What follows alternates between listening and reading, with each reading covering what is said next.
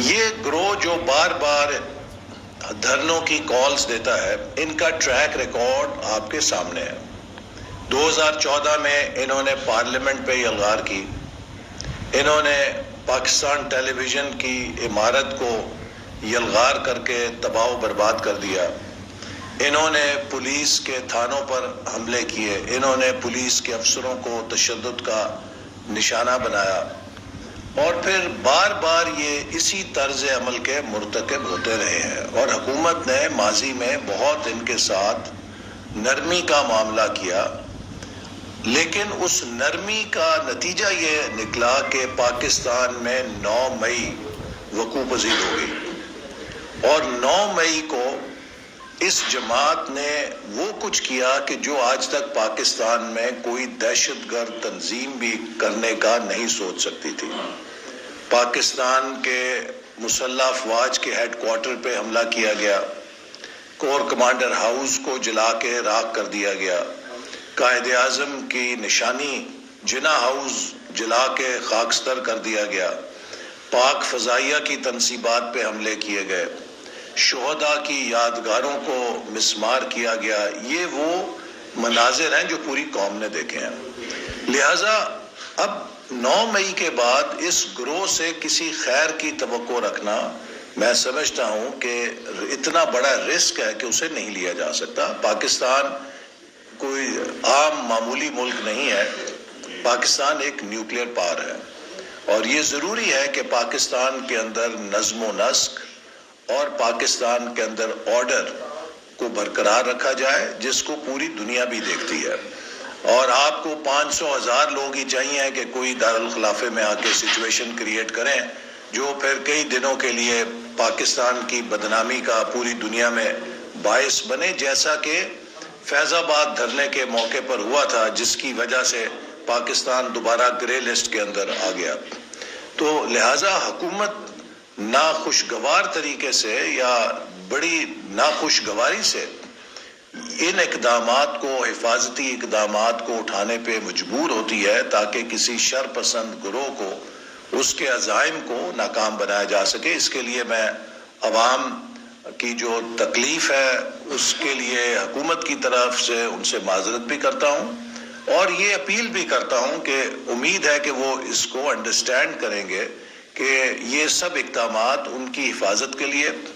اور ملک کی حفاظت کے لیے کرنے ناگزیر ہو جاتے ہیں، جن پر یہ فیصلہ کیا جاتا ہے کہ یہ اقدامات اٹھائے جائیں۔ اب مجھے امید ہے کہ آج انشاءاللہ ان کا یہ جو ناٹک ہے، ان کا جو فساد ہے، یہ ناکام ہوگا، اور اس کے بعد صورتحال معمول پہ آ جائے گی۔ میں 2 باتوں پہ آپ کے ساتھ بات کرنا چاہتا ہوں۔ پہلی بات یہ کہ آخر اس فساد کو کرنے کی وجہ کیا ہے۔ پی ٹی آئی کے چیئرمین جناب بیرسٹر گوہر صاحب نے کہا کہ خان صاحب کو رہا نہیں کیا جا رہا، اس لیے ہم یہ ہنگامہ کر رہے ہیں۔ عمران خان صاحب کی گرفتاری کسی ڈپٹی کمشنر کے نظر بندی کے آرڈر کے تحت نہیں ہے، ان کی گرفتاری کسی انتظامی آرڈر کے تحت نہیں کی گئی کہ حکومت ڈپٹی کمشنر سے کہے کہ وہ نظر بندی کے آرڈر واپس لے لے اور عمران خان صاحب رہا ہو جائے۔ عمران خان صاحب اگر آج گرفتار ہیں تو وہ عدالتی اور قانونی مقدمات کے اندر گرفتار ہیں، جن سے رہائی کا واحد راستہ عدالتی قانونی چارہ جوئی ہے کہ وہ عدالتوں میں جا کر اپنی بے گناہی ثابت کریں،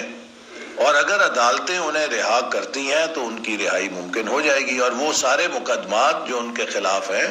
انہیں اس میں خود کو کلیئر کرانا ہوگا۔ ان مقدمات میں کلیئر کیے بغیر کوئی انتظامی اختیار حکومت کے پاس نہیں ہے کہ جس سے وہ انہیں چھوڑ سکے۔ تو لہٰذا ہمارے خلاف جب یہ مقدمات عمران خان صاحب نے بنائے، میں خود ذاتی طور پہ ان کا نشانہ بنا، ہم نے ان جھوٹے بوگس مقدموں کے رد عمل میں نہ کبھی امریکہ کی کانگریس میں جا کر کانگریس مین اور سینیٹرز کے پیر پکڑے تھے، نہ ہم نے کبھی برطانیہ کے ہاؤس آف لارڈز میں ان کے لارڈز کے آگے ہاتھ باندھ کے استدعا کی تھی، نہ ہی ہم نے کبھی اقوام متحدہ یا کسی بین الاقوامی فورم پہ جا کر پاکستان کے خلاف اپنا مقدمہ پیش کیا تھا۔ ہم نے اپنے گھر کی جنگ گھر کے اندر قانون کے ذریعے، عدالت کے ذریعے لڑی تھی، اور ایک ایک کر کے الحمدللہ ہمارے وہ مقدمات، ان میں ہمیں ضمانتیں بھی ملی اور عمران خان صاحب کے دور میں ملی، اور پھر ان مقدمات کا حتمی نتیجہ جوں جوں ہوا وہ جھوٹے ثابت ہوئے۔ تو لہٰذا ہم نے کبھی عمران خان صاحب کی حکومت سے مطالبہ نہیں کیا تھا کہ ہمیں رہا کیا جائے، ہم نے اپنے کیس عدالتوں میں لڑے تھے۔ تو لہٰذا اگر عمران خان صاحب سمجھتے ہیں کہ وہ بے گناہ ہے اور ان کے خلاف جھوٹے مقدمے ہیں، تو اس کا راستہ یہ نہیں ہے کہ آپ ملک کے اندر توڑ پھوڑ کریں، آپ ملک کی بدنامی کے لیے بین الاقوامی سطح پہ مہم چلائیں۔ اس کا راستہ یہ ہے کہ آپ اپنی بے گناہی عدالت میں صاف طور پہ پیش کریں۔ اب اگر عدالت کا آپ جائزہ لیں تو وہ سارے مقدمے جو عمران خان صاحب کے خلاف ہیں، اگر توشہ خانہ کیس کا آپ جائزہ لیں، اگر آپ القادر ٹرسٹ کا جائزہ لیں،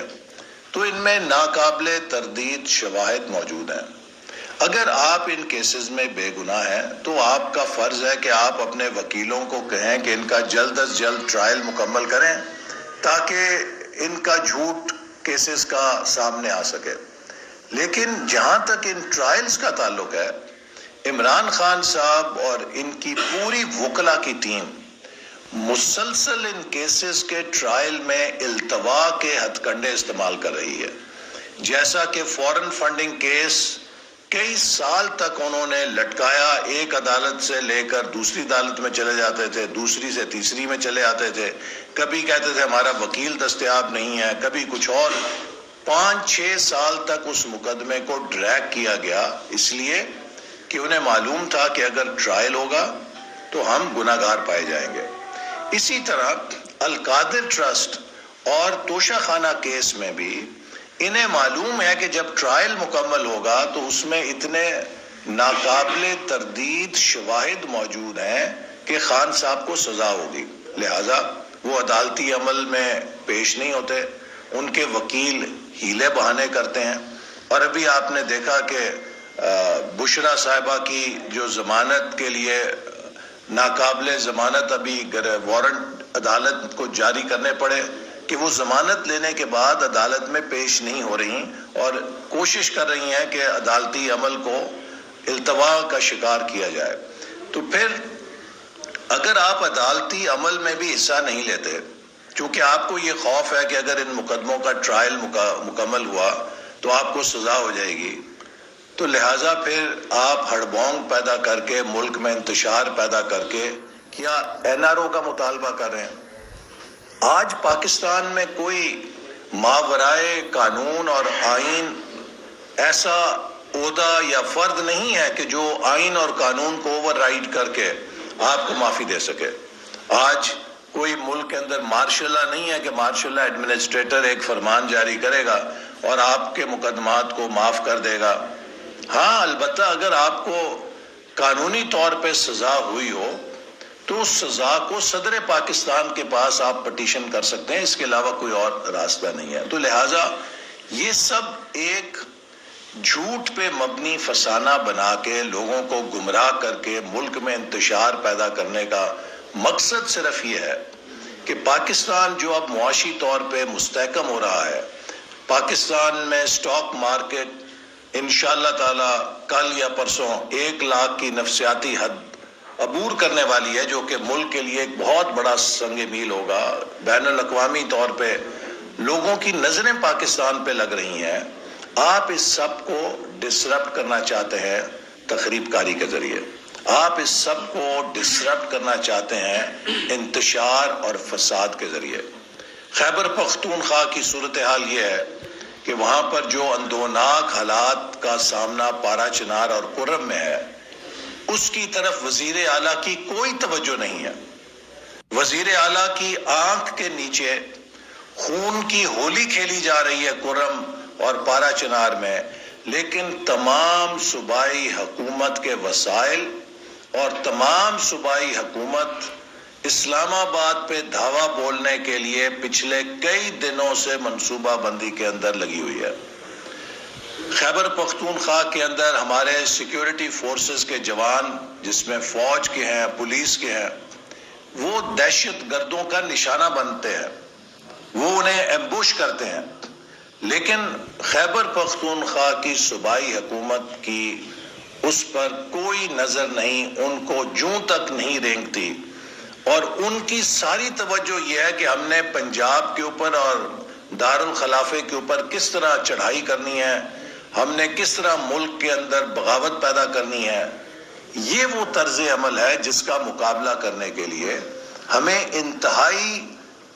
دفاعی اقدامات اٹھانے ناگزیر ہو جاتے ہیں۔ اسی طرح میں سوشل میڈیا پہ پوسٹ دیکھ رہا تھا جس میں عمران خان صاحب کو ایک بڑا لیڈر پوز کیا گیا کہ جناب پتہ نہیں یہ جمہوریت کی اور ملک کو اسٹیبلشمنٹ سے آزاد کرانے کے ایک کوئی مہاتما ہے کہ جو پاکستان میں آئین اور قانون کی بالادستی کی جنگ لڑ رہے ہوں، سوائے انتقام کے کوئی اور جذبہ نہیں ہے۔ مسلم لیگ نون کے پاس تعمیر کا جذبہ ہے، ترقی کا جذبہ ہے، اور اس کے ساتھ ہم نے ملک کو آگے بڑھایا ہے، اور انشاءاللہ تعالی 28 تاریخ کو وزیر اعظم پاکستان اپنا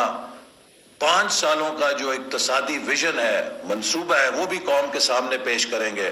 اور میں اہل پاکستان سے اپیل کرنا چاہتا ہوں درد مندی کے ساتھ، ہمارے پاس اب ضائع کرنے کے لیے وقت نہیں ہے۔ ہم نے 77 سالوں میں بہت ایڈونچر کر لیے ہیں، اگلے 23 سال ہمارے لیے، ہماری آنے والی نسلوں کے لیے بے حد اہم ہے۔ 2047 میں ہم اور ہمارا ہمسایہ ملک آزادی کے 100 سال پورے کریں گے، اور انشاءاللہ تعالی ہم اپنے ہمسائے ملک کو اس ترقی کی ریس میں پیچھے چھوڑیں گے۔ سیاسی پوائنٹ کو سبسکرائب کیجئے اور لائک کیجئے اور گھنٹی بجانا نہ بھولیے تاکہ آپ کو ہماری نئی ویڈیوز کا نوٹیفیکیشن ملتا رہے۔